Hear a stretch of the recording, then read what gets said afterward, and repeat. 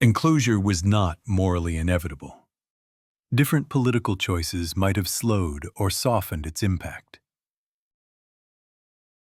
When we talk about the Industrial Revolution, we usually place its beginning in the late 18th century, with steam engines, factories, and smokestacks. But from the perspective of the history of technology, this starting point is already too late. Industrial civilization began earlier, at the moment when technology changed how society defined efficiency. In England, that moment was captured by a disturbing phrase: "Sheep eat men." This was not emotional rhetoric. It was a diagnosis of a system undergoing structural transformation. Between the 11th and 14th centuries, England, like most of Europe, was a deeply agrarian society. Land was cultivated through the open field system. Common land played a central role. Peasants were bound to soil, seasons, and village communities. This system was not irrational. Under the technological conditions of the time, it was stable and logical. But it had a clear limit. Agricultural technology advanced slowly, and productivity per worker remained low. Growth required more land and more people. This was the technological ceiling of agrarian civilization. Modernization would require something fundamentally different. The first crack in this structure did not come from agriculture, but from textile technology. The spinning wheel. The spinning wheel spread widely in Europe around the late 13th to 14th centuries, reaching England through earlier Islamic and Asian innovations. Its importance lay in a simple but profound change. Spinning shifted from intermittent hand motion to continuous rotary motion. For the first time, wool could be converted into yarn at a stable and repeatable rate. Wool ceased to be merely a household material. It became an industrial input. During the 15th and 16th centuries, textile production underwent a second transformation. Improved looms and workshop division of labor, loom designs gradually improved, and spinning and weaving were separated into distinct tasks. Production shifted from households to small workshops organized by process. From a technological standpoint, this was critical. Production was modularized for the first time. The result was predictable. Weaving accelerated. Demand for yarn increased rapidly. Wool production became the bottleneck. By the 16th century, England experienced structural growth in wool demand. If the story ended here, enclosure would not have followed. The true amplifier was maritime technology, the magnetic compass. The compass entered European navigation between the late 12th and 13th centuries and became mature by the 14th century. Its contribution was not speed, but predictability. Routes could be repeated. Risk could be estimated. Trade shifted from adventure to calculation. Between the 14th and 15th centuries, the astrolabe and celestial navigation techniques were widely adopted in maritime practice. By measuring latitude at sea, long-distance voyages became systematic.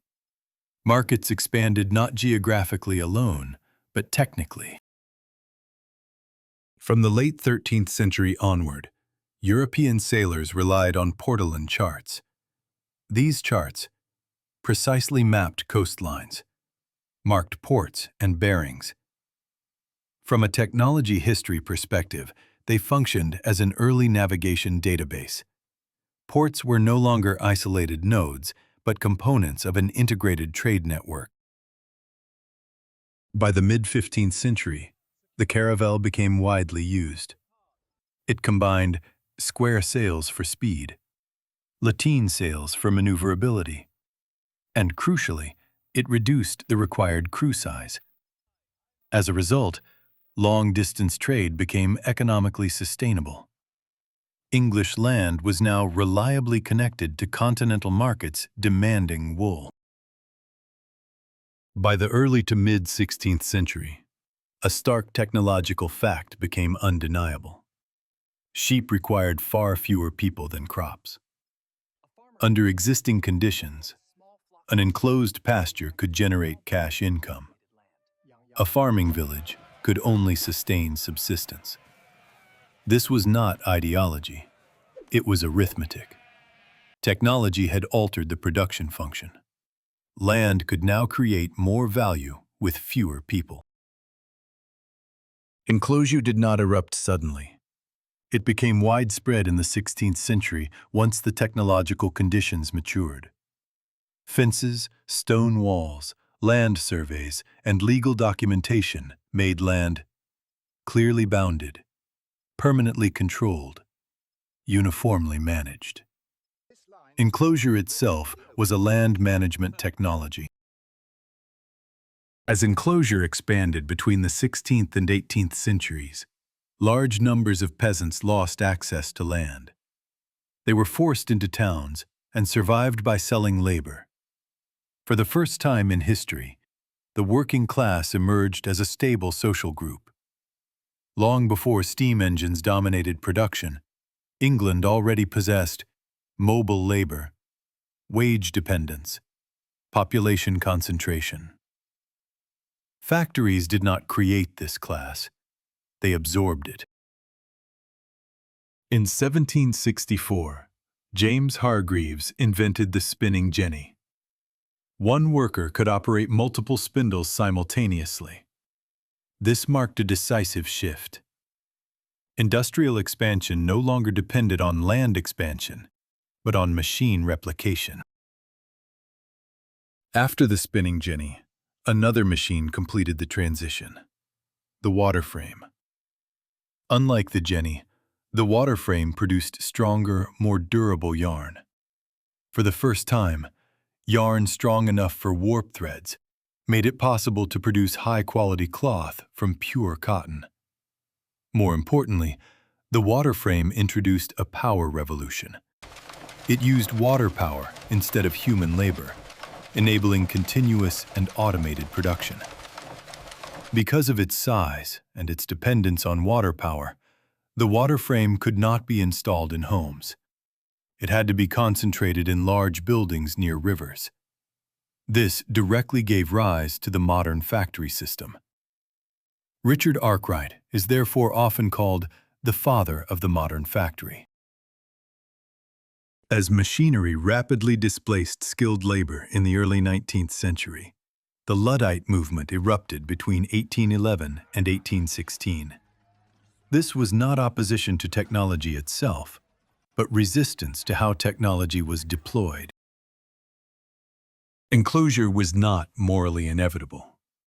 Different political choices might have slowed or softened its impact. But technologically, once productivity increased without proportional labor, enclosure became highly likely. Sheep eat men was not the goal of modernization. It was the cost of crossing a threshold. The moment when technology made people less necessary than land. From that point on, a return to a land-centered world was no longer possible. Industrial civilization began here.